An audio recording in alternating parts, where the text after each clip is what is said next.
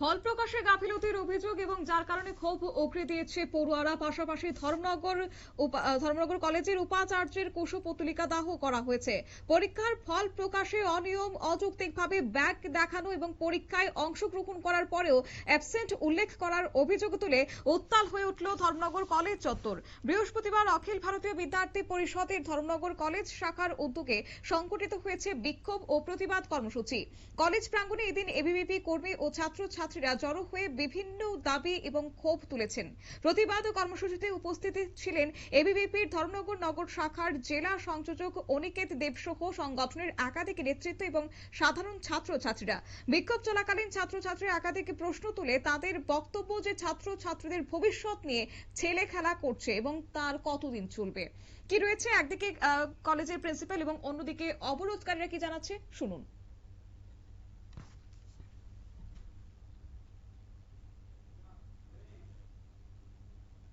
আন্দোলন করছেন কি বিষয় নিয়ে এই আন্দোলনটা মূল বিষয় হলো গত 11 তারিখ আমাদের এনইপির রেজাল্ট আউট হয়। তখন দেখা যায় যে সেকেন্ড সেমিস্টার, ফোর্থ সেমিস্টার এবং সিক্স সেমিস্টারে কিছু ছাত্রছাত্রীদের কিছু না বহু সংখ্যক ছাত্রছাত্রীদের অ্যাবসেন্ট দেখা যায় এক্সামের মধ্যে। তারা কিন্তু এক্সাম দিয়েছে কিন্তু তারা অ্যাবসেন্ট দেখা যায় এবং তাদের রেজাল্ট দেখায়নি। তারপর যখন কলেজে এসে কথা বলে প্রিন্সিপাল স্যারের সাথে, প্রিন্সিপাল স্যার বলে এক্সাম সেলে কথা বলতে। এক্সাম সেলে যখন কথা বলা হয় তখন বলা হয় ইউনিভার্সিটিতে যাওয়ার জন্য। ইউনিভার্সিটি যাওয়ার পরে বলে কলেজ থেকে যে মার্ক পাঠানো হয়নি এবং কলেজে আসার পর কথা বলে যে কলেজ থেকে মার্ক পাঠানো হয়েছে। এরকম করে ছাত্রছাত্রীর সাথে কন্টিনিউয়াসলি হ্যারাসমেন্ট করা হচ্ছে। আমাদের এটা 2023-এ যখন ফার্স্ট এনইপির ব্যাচ চালু হয় তখন থেকে এটা স্টার্ট হয়েছে।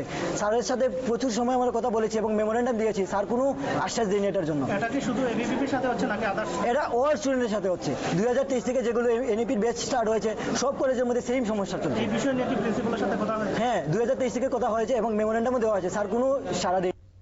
ধর্মনগরের এবিভিপি থেকে কিছু এবিভিপি ধর্মনগর কলেজ ইউনিট ওরা এখানে ট্যাগ নিয়ে ফেসবুক নিয়ে একটা ডেমনস্ট্রেশন করেছে, এজিটেশন।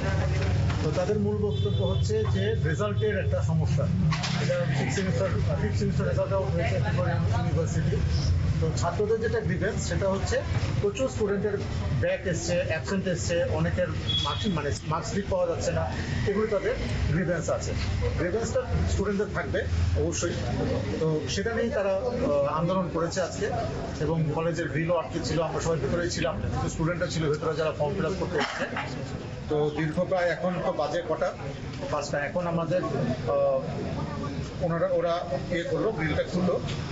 তো তাদের যেটা দাবি যে ইউনিভার্সিটিতে গেলে ওরা ঠিক পায় না বা ইউনিভার্সিটি গেলে প্রপার রেসপন্স পায় না বা ইউনিভার্সিটিতে গেলে একজন বা দুজন ওদের সঙ্গে খারাপ ব্যবহার করে। আজকে একটা রিটার্ন অ্যাপ্লিকেশনও পেয়েছি আমরা এসে নিয়ে।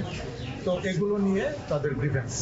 তো কলেজ কর্তৃপক্ষ কিন্তু যেটা করে সবসময় যাদের যাদের প্রবলেম আছে সেগুলো অ্যাপ্লিকেশন দেয়, অ্যাপ্লিকেশন দিয়ে গ্রেড কার্ডটা দিয়ে আমাদের কাছে সাবমিট করে। আমরা আমাদের পক্ষ থেকে যত তাড়াতাড়ি সম্ভব, পারলে একদিনে বা দুদিনের মধ্যে আমরা সেটা আমাদের লোক মারফত, মানে টিচার মারফত হাতে হাতে আমরা ইউনিভার্সিটি পাঠানোর ব্যবস্থা করি। তো সেরকমভাবে সলভ করা হচ্ছে। আমরা জানি, আমরা নিজেরা অন্তত জানি টিচাররা, যে অনেক প্রবলেম সলভ হয়েছে। কিন্তু এখন রিসেন্ট যেটা সোমবার পাবলিশ হয়েছে রেজাল্ট, সেখানেও স্টুডেন্টদের গ্রিভেন্স এসেছে যে অনেকগুলো রেজাল্টের সমস্যা আছে। তো এগুলো এবিভিপির পক্ষ থেকে অভিযোগ হচ্ছে দীর্ঘদিন ধরে ফল প্রকাশে গাফিলতি, নম্বর বিভ্রাট এবং পরীক্ষার তথ্য সংক্রান্ত একাধিক অসঙ্গতির কারণে বহু ছাত্রছাত্রীর শিক্ষা জীবন অনিশ্চয়তার মুখে পড়েছে। বিশেষ করে যারা পরীক্ষায় অংশগ্রহণ করেও অনুপস্থিত দেখানো হয়েছে অথবা পূর্বে ব্যাক ক্লিয়ার করার পরেও পুনরায় ব্যাক দেখানো হয়েছে, তাদের মধ্যে তীব্র মানসিক চাপ তৈরি হয়েছে বলে দাবি সংগঠনের। প্রতিবাদ কর্মসূচির অংশ হিসেবে এদিন বিশ্ববিদ্যালয়ের উপাচার্য শ্যামল দাসের কুশপুত্তলিকা দাহ করা হয়।